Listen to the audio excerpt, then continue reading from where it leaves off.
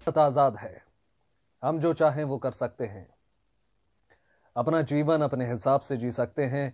हमारे खान पान, पहनने ओढ़ने या कहीं घूमने पर किसी भी प्रकार का कोई प्रतिबंध नहीं है। पर आजादी के पहले ऐसा नहीं था। हमारे देश में तमाम तरह का भेदभाव और कुरीतियां फैली हुई थी, जो देश की एकता के लिए बिल्कुल भी ठीक नहीं था। पर किसे पता था कि मध्य प्रदेश के एक छोटे से कस्बे में, बेहद सामान्य परिवार में सामाजिक शोषण और भेदभाव का शिकार एक बालक पूरे देश में इस अन्याय के खिलाफ एक ऐसी चिंगारी लगाने जा रहा है जो हर तबके में मशाल का रूप धारण करने जा रही है। यह वही बालक था जो आगे चलकर देश का संविधान निर्माता बना। जी हां, हम बात कर रहे हैं भीमराव रामजी अंबेडकर यानी बाबा साहेब की। बाबा साहेब यानी आधुनिक भारत के रचयिता। बाबा साहेब यानी भारतीय संविधान के शिल्पकार। बाबा साहेब यानी एक अर्थशास्त्री, कानूनविद, कद्दावर राजनेता और समाज सुधारक। बाबा साहेब ने बेहद कम उम्र में कई परेशानियों को बहुत करीब से देखा था, पर वो उससे विचलित नहीं हुए, बल्कि उन्होंने बुराइयों और कुरीतियों को बदलने की ठानी। उन्होंने उस वक्त विदेश में शिक्षा प्राप्त की और लौटने के बाद कई महान कार्य किए। वे समता मूलक समाज की स्थापना और कानूनी तौर पर समाज को सक्षम बनाने के लिए लगातार संघर्ष करते रहे। पिछड़े वर्ग और महिलाओं के लिए उनका योगदान अतुलनीय है। उन्हीं की बदौलत आज हमारा ये संविधान हम सभी को बराबरी, गर्व और न्यायपूर्ण जीवन जीने का अधिकार देता है। भारत रत्न, आजाद भारत के पहले कानून मंत्री बाबा साहेब के योगदान को यह देश हमेशा याद रखेगा। तो आज विशेष में हम बात करने जा रहे हैं डॉक्टर भीमराव अंबेडकर के जीवन, उनके संघर्ष और सिद्धांतों की। साथ ही जानेंगे भारतीय लोकतंत्र के आधुनिक भारत के निर्माण में उनके योगदान को भी। तो आइए शुरू करते हैं आज का विशेष।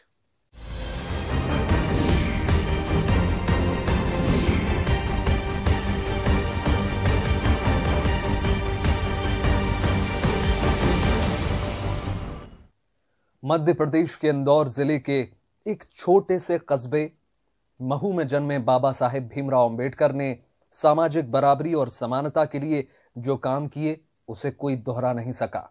बाबा साहेब ने अपने विचारों और दूरदृष्टि से समाज में वो अलख जगाई जो आने वाली पीढ़ी के लिए एक मिसाल बन गई। आधुनिक भारत के इतिहास को जिन लोगों ने सबसे ज्यादा प्रभावित किया, उनमें एक अहम नाम डॉक्टर भीमराव रामजी अंबेडकर का भी है। बाबा साहेब के नाम से मशहूर डॉक्टर भीमराव अंबेडकर देश में दबे कुचले वर्गों को बराबरी दिलाने, देश में समता मूलक समाज की स्थापना करने और कानूनी तौर पर लोगों को सक्षम बनाने के लिए जीवन भर संघर्ष करते रहे। अंबेडकर ने दलितों को एहसास दिलाया कि जिस जमीन पर वो रहते हैं उसमें उनका भी हक है, जिस आसमान के नीचे वो सोते हैं उसमें उनकी भी हिस्सेदारी है। यही अंबेडकर का सबसे बड़ा कारनामा है। उनके पिताजी फौज में थे, तो फौज के जीवन में ऐसा कोई जातिभेद उनको झेलना नहीं पड़ता था। और फिर जब उनको एहसास हुआ, जो एक यात्रा के बारे में लिखते हैं, वो पिताजी ने उन लोगों को बुलाया था, 3 भाइयों को, जिन दिक्कतों को, तो मतलब एक प्रतिक्रिया ये हो सकती थी कि घृणा से मनुष्य का मन भर जाता। लेकिन उन्होंने घृणा के जड़ों तक जाने की कोशिश की और जो जातिवाद है, जो धर्म के साथ धर्म और रूढ़ियां ये भारतीय मानस को कितना जकड़ी हुई हैं, उसके बारे में उन्होंने गंभीरता से सोचा और एक नया रास्ता उन्होंने दिया हम लोगों को। डॉक्टर भीमराव अंबेडकर 14 अप्रैल 1891 को मध्य प्रदेश में जन्मे थे। वो इंदौर जिले के एक छोटे से कस्बे महू में रहने वाले रामजी मालोजी सकपाल और भीमाबाई की 14वीं और सबसे छोटी संतान थे। बचपन बेहद परेशानियों में गुजरा। सिर पर गरीबी और एक अछूत जाति महार में जन्मने का बोझ सिर पर उठाए अंबेडकर स्कूल पहुंचे। अपने भाइयों और बहनों में केवल अंबेडकर ही स्कूल की परीक्षा में सफल हुए और उन्होंने बड़े स्कूल में दाखिला पाया। अंबेडकर मुंबई के government high school Elphinstone road के पहले दलित छात्र थे। पाठशाला दूर थी, वहाँ वो हॉस्टल में रहते थे और घर जा रहे थे तो पैदल ही निकले थे। छोटे छोटे बच्चे थे, चौथी पांचवी में पढ़ने वाले। वो उनके भाई पैदल निकले थे।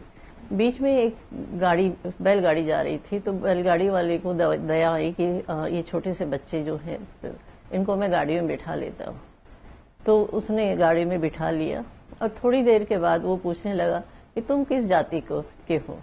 तो जैसे ही भीमराव अंबेडकर ने और उनके भाई ने बताया कि हम महार जाति के हैं। महार नाम सुनते ही वो गाड़ी वाला गाड़ी रोक कर गाड़ी से उतर गया। बाबा साहिब ने 1907 में मैट्रिक परीक्षा पास की।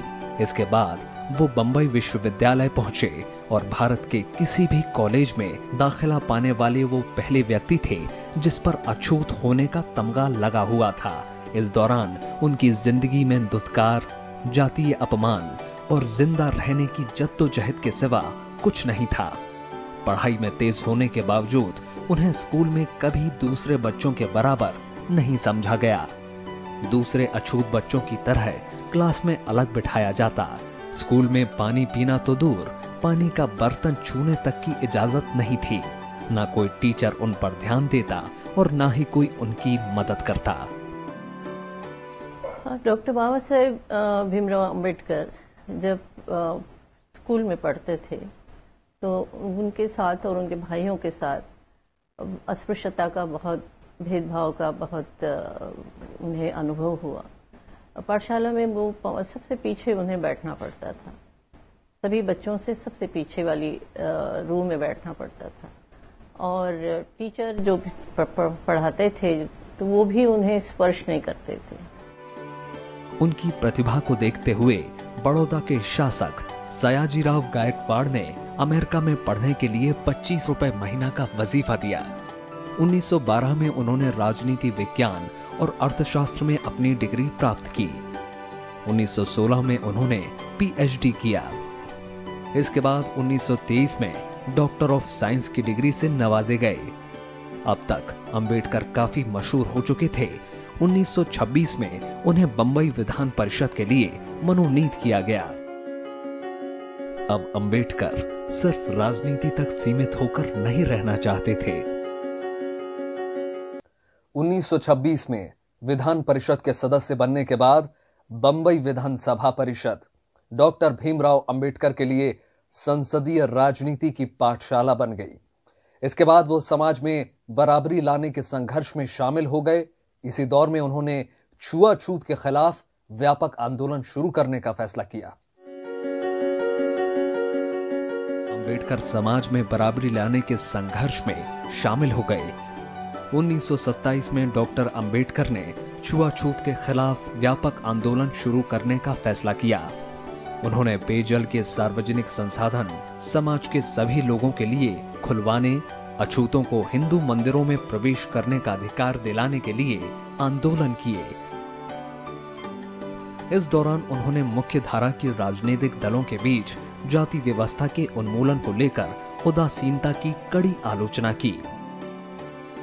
1920 में जब वो लौट के आए थे तो शाहू महाराज थे महाराष्ट्र में, उन्होंने बाकायदा कहा था कि दलितों, माणगांव सम्मेलन हुआ था 1920 का, कि दलितों तुम्हें अपना नेता मिल गया, क्योंकि इतना पढ़ा लिखा आदमी दलितों के बीच पहली शख्सियत थे वो, तो एक अच्छा जीवन बिता सकते थे। और उन्होंने लगातार राजनीतिक सामाजिक तौर पर सक्रिय रहे वो, उन्होंने ये, और एक बड़ा उनके जीवन का जो पहला अहम संघर्ष जो हम लोग देख सकते हैं, महाड़ सत्याग्रह का, 1927 का जो महाड़ सत्याग्रह है, पानी को लेकर के सत्याग्रह हुआ था कि ब्रिटिश सरकार ने उन दिनों नीति बनाई थी कि दलितों के लिए सार्वजनिक तालाब खोल दिए जाएं, और महाड़ में जो लोग थे उन्होंने प्रस्ताव भी पारित किया था। लेकिन फिर भी सवर्णों की तरफ से, जो ऊंची जाति के लोगों की तरफ से, उन्होंने कहा कि हम यहाँ इस तालाब में जानवर जा सकता है लेकिन दलित नहीं जा सकते। 8 अगस्त 1930 को एक शोषित वर्ग के सम्मेलन में हिस्सा लिया। यहां अंबेडकर ने अपनी राजनीतिक सोच दुनिया के सामने रखी और कहा कि शोषित वर्ग की सुरक्षा सरकार और कांग्रेस से आजादी पाने में है। उन्होंने कहा कि हमें अपना रास्ता खुद बनाना होगा। राजनीतिक शक्ति शोषितों की समस्या का निवारण नहीं हो सकती।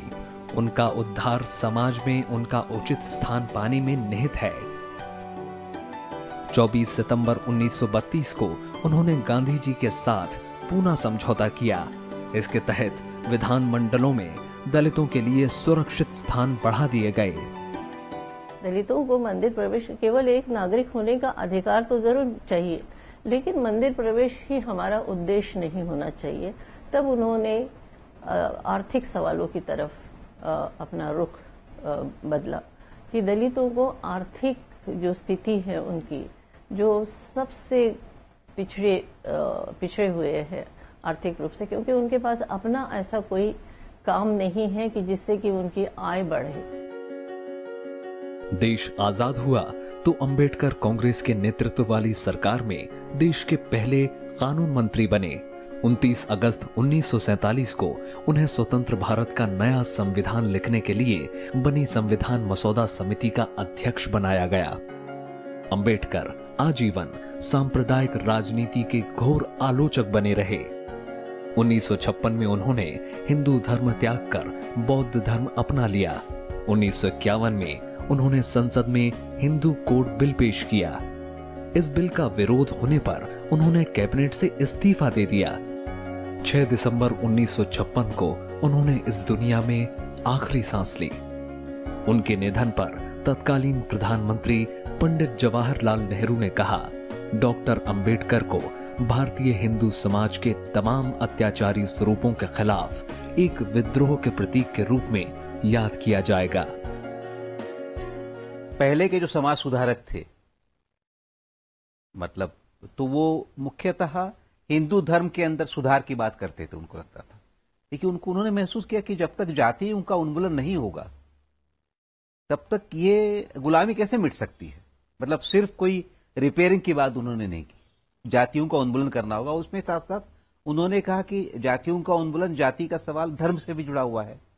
तो जाति भेद का उन्मूलन में वो कहते हैं कि धर्म पर भी जो धर्मशास्त्र की किताबें हैं, हमें उन पर भी सवाल उठाने होंगे। अंबेडकर ज्ञान का सागर थे।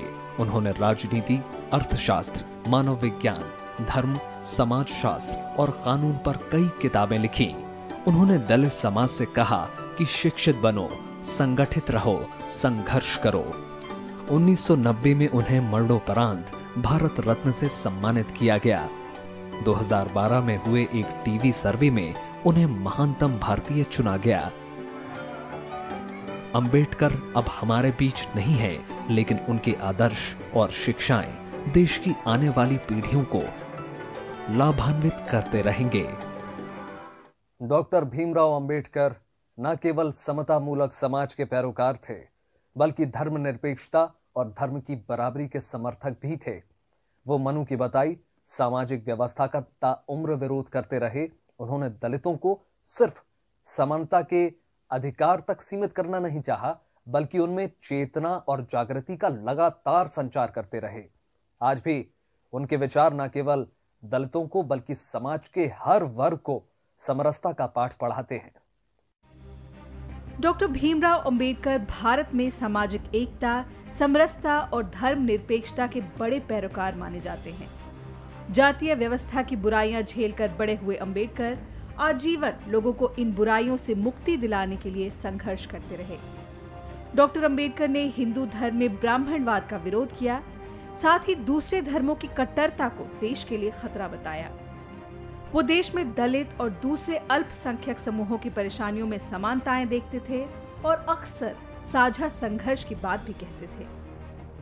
जाति को लेकर के, वर्ण व्यवस्था को लेकर के, हिंदू धर्म को लेकर के कई सारा किताबें उन्होंने लिखी हैं। मतलब अगर एक 50 किताबें उन्होंने लिखी चीजों को लेकर के, और लेकिन उनका विचार सिर्फ धर्म को लेकर के, जाति को लेकर के नहीं था।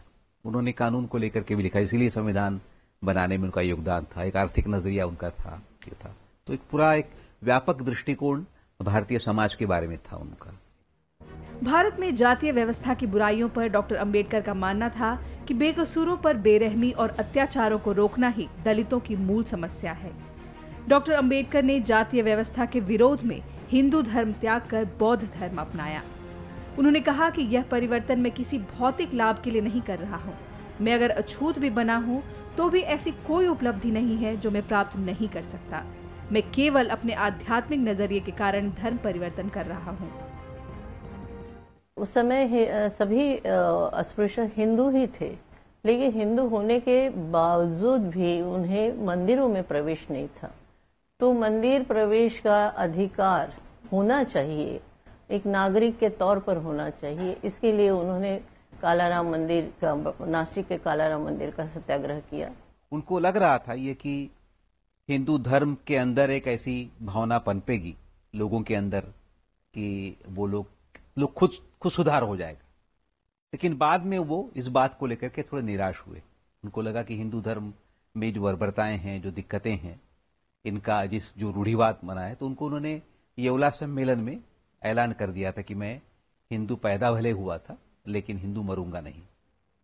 सामाजिक बराबरी की पैरवी करते हुए बाबा साहब ने कहा कि मूल रूप से पशु और मनुष्य में यही विशेष अंतर है कि पशु अपने विकास की बात नहीं सोच सकता, मनुष्य सोच सकता है और अपना विकास कर सकता है।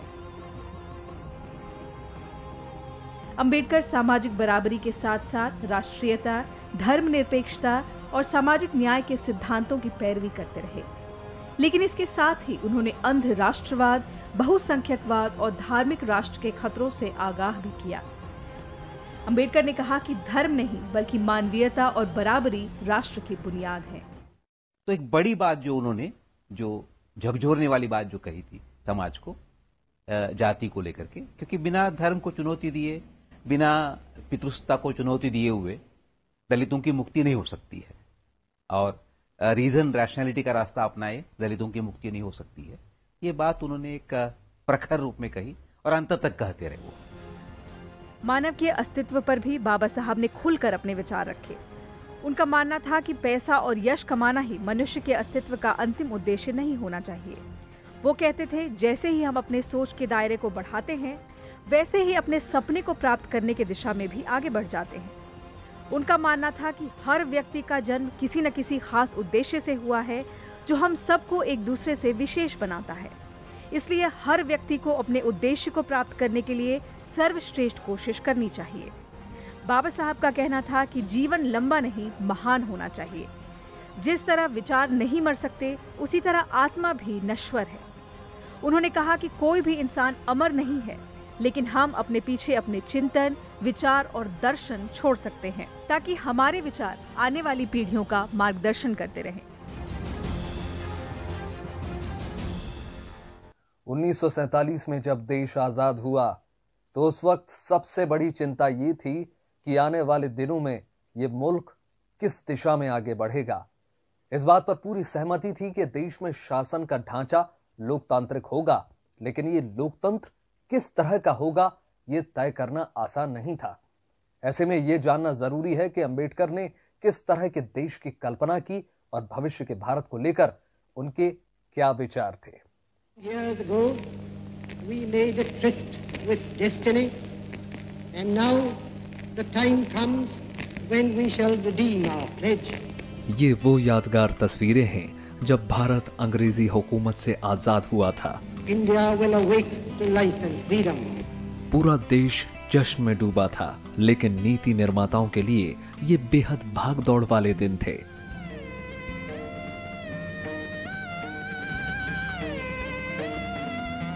संविधान तैयार करना आसान काम नहीं था, लिहाजा इनकी जिम्मेदारी एक ऐसे व्यक्ति को दी गई जो कानूनविद, अर्थशास्त्री के साथ साथ कद्दावर नेता और समाज सुधारक थे, और वो व्यक्ति थे डॉक्टर भीमराव अंबेडकर। 29 अगस्त 1947 को उन्हें संविधान मसौदा समिति का अध्यक्ष बनाया गया। 2 साल की अथक मेहनत के बाद आखिरकार संविधान तैयार हुआ और 29 नवंबर 1949 को संविधान सभा ने इसे मंजूरी दी। अंबेडकर ने इस दौरान आधुनिक लोकतंत्र के मूल्यों को भारतीय लोकतंत्र में लागू करने की कोशिश की। लेकिन मैं समझता हूं कि संविधान बनाने का जो उनका योगदान है वो तो रेखांकित करना ही होगा, लेकिन उनका जो अपना नजरिया था वो उस पर भी बात हम लोगों को करनी चाहिए। जो संविधान बनाने के पहले उन्होंने एक ग्रंथ लिखा था, राज्य स्टेट्स एंड माइनॉरिटीज नाम से। शेड्यूल कास्ट फेडरेशन के वो अध्यक्ष थे, जिसकी तरफ से उन्होंने संविधान समिति को एक मसविदा पेश किया था, जिसमें जो एक विजन वो पेश करते हैं, वो विजन पर भी मुझे लगता है कि बात होनी चाहिए। उन्होंने पश्चिमी लोकतांत्रिक मॉडल पर ज्यादा भरोसा जताया। समानता और विविधता उनके राजनीतिक नजरिए का मूल है। अंबेडकर ने जनता के देश की सारी जनता को नागरिक के बतौर बराबर अधिकार देने की पैरोकारी की और देश में पहली बार लोगों के भीतर ये एहसास जगा दिया कि वो राज्य की नजर में एक दूसरे के बराबर हैं। अंबेडकर ने भारत को जो नक्शा पेश किया वो आधुनिक लोकतंत्र की बुनियाद पर खड़ा भारत था।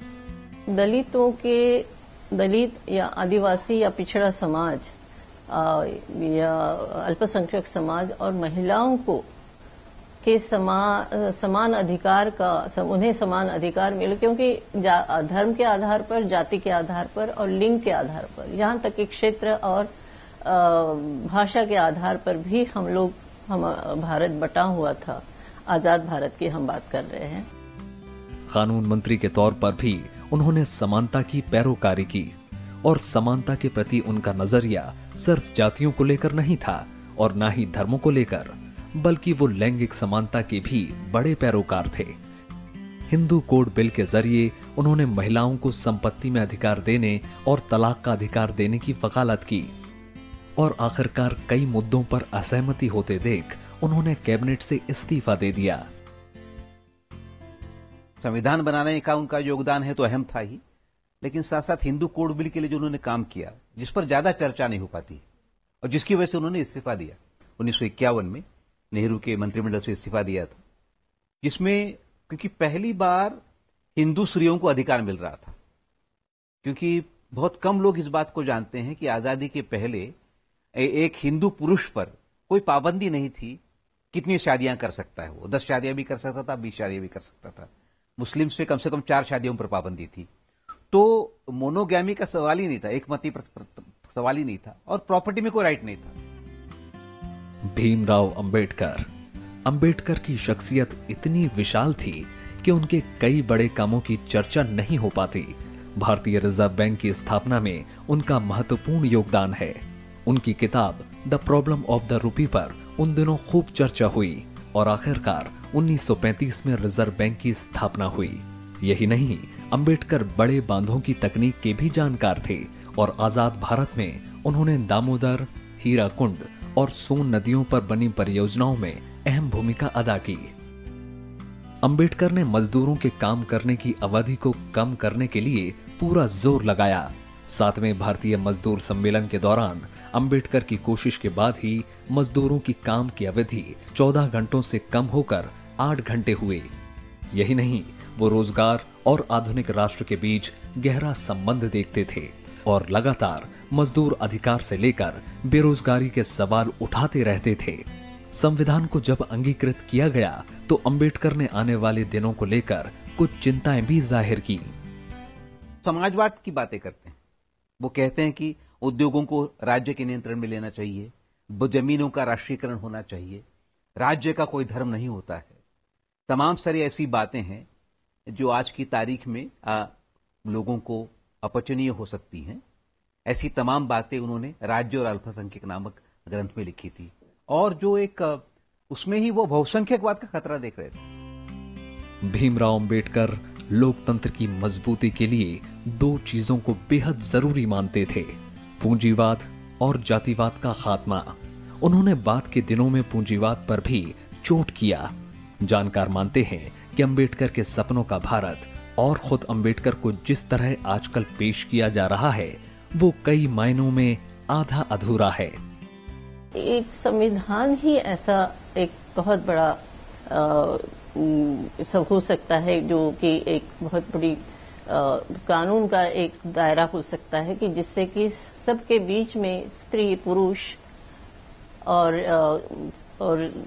जाति के आधार पर समानता या धर्म के आधार पर सभी समानता, भाईचारा और न्याय हो, सबको बराबर का अधिकार मिले। उन्होंने हाशिए पर छूट गए लोगों के लिए सत्ता में भागीदारी और नीति निर्माण में अनुपातिक जगह की वकालत की। अंबेडकर आखिर तक किसी भी तरह के इंसानी भेदभाव के खिलाफ लड़ते रहे और राजनीतिक समानता के अलावा सामाजिक समानता को हासिल करने के लिए वो लड़ते रहे। तो ये था आज का विशेष। उम्मीद है आपको विशेष का ये अंक पसंद आया होगा। आप ये हमारा कार्यक्रम YouTube पर भी देख सकते हैं, जहां पर हमें आपकी प्रतिक्रियाओं और सुझावों का हमेशा इंतजार रहता है। बाकी देश और दुनिया की तमाम बड़ी खबरों के लिए जुड़े रहिए राज्यसभा टेलीविजन के साथ। नमस्कार।